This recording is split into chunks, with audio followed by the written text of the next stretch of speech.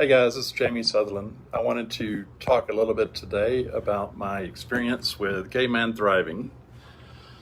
So I joined a little over a year ago, and before that point I had not been dating for several years because I believed any relationship I developed was doomed to end in pain for me or the other guy, because that's what had always happened in the past.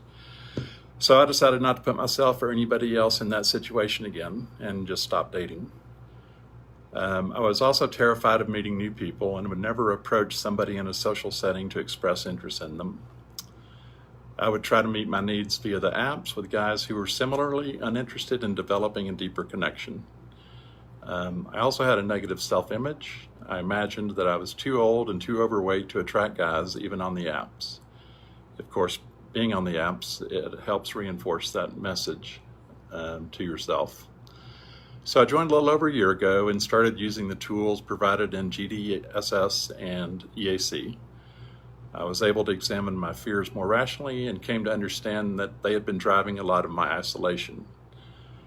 I started imagining what a dream relationship would look like for me, a step I had resisted heavily because I didn't have the slightest idea what that looked like and didn't really believe that it could happen.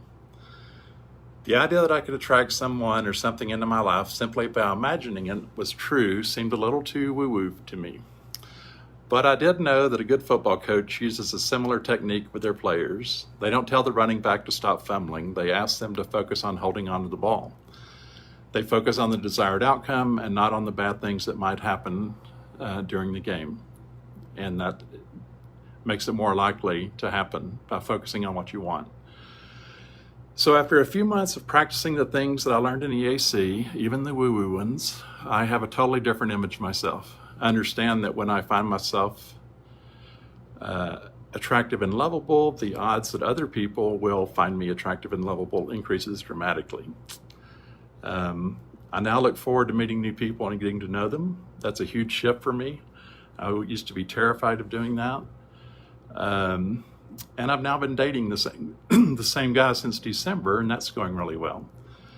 I've never been in a relationship for this long, and I'm finding that the things I learn in EAC and HVP are very helpful in staying in and growing relationships.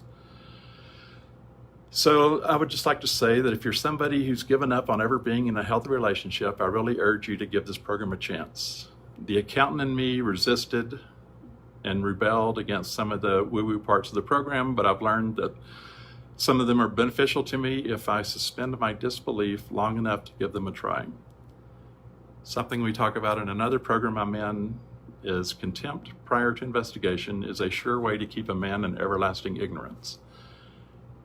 To me, that means don't knock it till you try it.